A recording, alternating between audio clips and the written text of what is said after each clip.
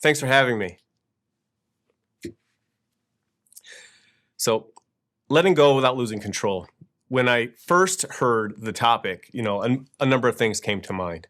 And my first interpretation of that title read in my brain more similar to how do I manage the balance between exercising control with my team while I lead them through an endeavor. It can be interpreted a lot of ways, but that's immediately where my brain went, especially given past experiences. So I came up with a simple story to demonstrate how I've tried to apply that exercision of balance with the team. The challenge I was facing, and it's a rather contemporary one, I inherited a new team. It's my current team. I was about 2 months in, and I was already, with fresh eyes, seeing a number of opportunities and things I could do. It wasn't a bad team by any means. Successful, good results for the most part, not a turnaround. But it was unique. 3 sites, 3 teams of about equal size, spread apart, but rather isolated from each other. From a cultural standpoint, we weren't operating with what I would call a one-team mindset or a one-operation mindset. We're fragmented. Cultural was very much site local, which left a lot of opportunities on the table. Tangibly, the lack of integration or collaboration across those sites left a lot of results on the table. So while we were good, we could have been better. And I could see that having unique perspective looking across 3 locations and 3 teams. So the challenge for me was, how do I bring this vertically integrated multi-site operation together in a manner that starts with behavior and transitioning to a bigger picture one-team mindset, while at the same time having kind of that derivative effect on results. Getting a little bit deeper into the background, I was only about 2 months in. Great team, but I'm still building relationships. As most of us know, when we get a new leader or we are a new leader, to really develop firm trust with that new team is going to take some time. And there's only a number of times we can screw that up before that trust is irreparably damaged, right? But as I'm looking at this team, I'm really trying to wade through how do I approach opportunities, some of which may seem pretty foreign to them overall. When I was looking over the breadth of this team and contemplating this challenge, 3 sites, vertically integrated product and processes, but we're not running that way culturally, behaviorally. We're not talking to each other at all. The company as itself, we lacked a good management structure. So in addition to not really communicating from site to site or upstream and downstream as you would expect, there was nowhere for information to go structurally. There was a standing, call it a production meeting at 8 a.m. that the teams were using, and it was okay. But that also had a lot to be desired as well. When those teams encountered problems, there was nowhere to escalate it. There was no standard KPI dashboard, right, that the things that they were trying to measure would feed into to let us know bigger picture whether or not we're even winning or losing. So as we're going through that and I'm noticing these things, it's becoming very apparent that, number one, we're not measuring the right things. We can't tell if we're winning or losing. We're not engaging people the way we should. And because of all that, we're not driving the sort of results and the sort of culture that really is going to help us move in that direction towards world class. So, as we're looking through that, how do we take that next step forward? How do we move out of, that last bullet point there being reactive, where we're, reporting the news versus trying to make it and steer our own fate? It became pretty apparent to me what I wanted to do. And this is where, the theme of this particular topic comes into play, right? I wanted to use a little bit of structure. Believer in Toyota Production System and lean manufacturing and the Shingo model. So systems, processes, tools helping to drive behavior and setting up structure and creating consistency. That's immediately where my mind went. We had a standing 8 o'clock meeting at these 3 locations, even though that information rarely went anywhere. So I immediately saw an opportunity to build out from there, improve that what became our tier 2 meeting and bolt on the other tiers as well, right? To get information flowing, to get the teams talking, and to really improve the speed at which we solve problems. From a control standpoint, and me trying to balance these things, I already knew in my head what I wanted. I have been super lucky with some of the organizations I've worked with. I've seen great lean management systems and great cultures. So I've been the beneficiary of seeing things done very well. So in my mind, I'm already building the picture of what I think right, quote unquote, looks like. However, for this team, it's going to be pretty foreign. Not a history of this. It's going to be pretty new to them. There's going to be some foreign concepts and some new asks, right? So how do I move a team in that direction? Throttle when I'm controlling things and when I'm letting them have freedom so that we build a system for us and one that they want to adopt and own and really internalize so that we can drive behavior and eventually results in the right direction. For me, as we're looking at that solution, I want it all in, right? Tiers 1 through tier 4 or 5 in this case, right? An MOR. But we weren't really engaging our employees on our floor at all.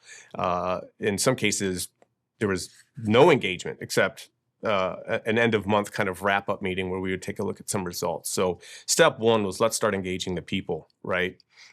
Don't need a lot of structure for that. Let's just start talking to folks. Let's start talking about what we're focused on, what our priorities are, announcements, whether we're winning or losing. And then we really focused and centered in on that tier 2 meeting. How do we start to get those decentralized teams that are running the business on a daily basis where we add value? How do we get them operating more effectively, measuring the right things, but then knowing to do with with the information that they're seeing? So after some time, got some alignment from my leadership at the time to actually go over this. And we created a nice training session with this group, and we started to walk through what it looks like. For me, I elected to exercise a little bit of control up front. And the way I did that was by trying to establish what good or what right looked like, what sort of things are discussed at every meeting, what the right behaviors were. And to balance it, to make sure that I could get the right level of buy-in from them, I afforded them freedom in terms of what it looked like. So while we provided templates, there wasn't a mandate to use them. Some of them already had some very well-made templates and were doing some things already pretty well. If it worked for them, they were allowed to keep using that. They were allowed to collaborate and create new templates or standardize. We left a good degree of freedom to try to balance that out. If we've ever had a leader in our past that basically walks in and is super directive and tells you exactly what to do and how it's going to get done and when it's going to be done by, you tend to shut your brain off and just do as you're told. And that's not what we were going for, right? Ultimately, this was going to be a behavioral change. And in order to get that sort of behavioral change, we need the minds engaged. So that balance of me knowing when to step in or trying to step in and create structure and be directive had to be offset with a degree of freedom for this team to really internalize what we're doing and be able to put their flavor to it, right? So it's theirs and not just mine. So as I went through this, I tried to consider a few things. How do I do this properly? And the first thing that came to mind was the way it popped into my brain was what's the cost of being right? If you've ever had a loved one, a spouse, friends, family that you've gotten into an argument with or a debate with, and you're on opposing sides of those arguments, but everyone's sticking to their guns, and debate itself takes precedence, right, to the point that the other person gets hurt. All to just learn later that, the argument or the topic wasn't really that important and it wasn't worth the damage it did. That was the first thing that came to mind for me was while my little tier pyramid, my solution in my brain might be directionally pretty accurate, being correct could be counterproductive depending on my delivery. So I thought through that and figured out and try to think through how I'm going to balance sharing what I think good looks like and what the right direction is without forcing it to the point that it's received in a way that makes the team feel like it's condescending or they're being micromanaged or that I don't trust them. as I moved on, how then am I going to balance the change management needs? And I've got a nice graphic I picked up from a colleague years ago that I'll share on the next slide. But how do I balance the parts of the change management process that I control and then the ones that I influence through this process, right? So that I'm optimizing how set up for success that team's going to be. The next thing I had to figure out was where to position myself in this. At some points, I'm going to be the leader. At other points, I'm going to be a coach. And at other points, I'm going to be maybe not even that visible, and I'm off to the side just observing or coaching or something like that. But at different points and different phases of this endeavor, they're going to need different things from me. And this really boils down to just good situational leadership. My job is to give them the leader that they need at the time, right? So how do I do that? And that's going to take a lot of self-awareness out of me, constantly gauging where this team is at and what they need, even if they can't articulate that themselves. And the last team consideration that it came through is, this is like a lot of lean management and continuous improvement. This isn't a one and done. This is going to be iterative. We're going to take a stab at things. We're going to learn some lessons, and then we're going to iterate it. And we're going to do it again and again. So setting a hard date on getting to perfect was going to be the wrong approach, right? So helping them understand that we'll always be adapting these metrics and these tools and these processes, right, to make them better and better as we progress into the future and get more intelligent about our business and get more mature with these tools. We're always going to be slightly tweaking them and making them better or finding new things to measure along the way.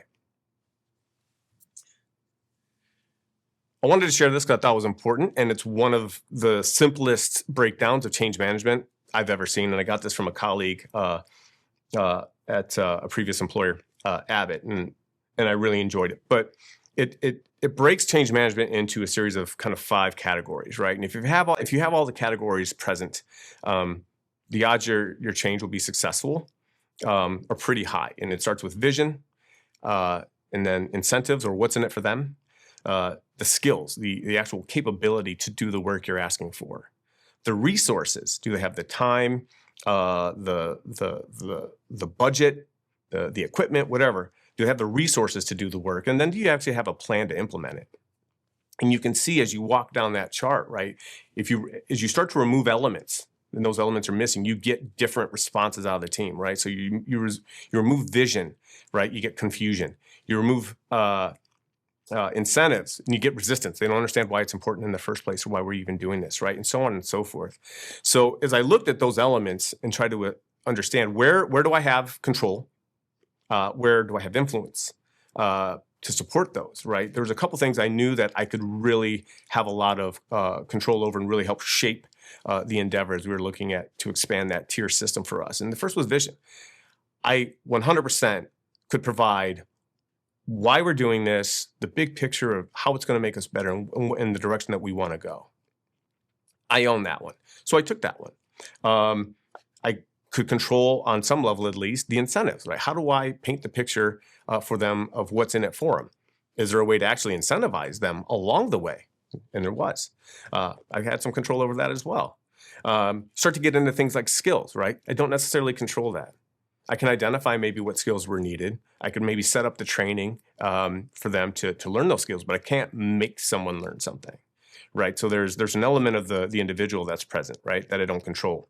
And similar for some of those other things as well, down to the action plan, which would need to be collaborative with the team as well. So this helped me frame where I planned to try to exert control, where I plan to shape and support that team as we went through this. And this was a wonderful tool for me, so I share it when I can.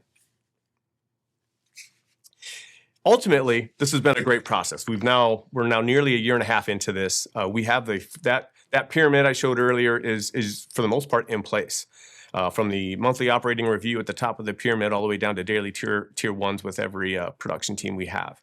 Tier 2 has gone through multiple iterations at every site, and there's been some very organic sharing and standardizing that the teams themselves chose to do. But as I go back and I look hindsight and try to take away a few lessons learned, I'd like to share that with you, before moving forward. And the first lesson I learned is that control in itself is kind of an illusion. We don't have it nearly as often as we think we do.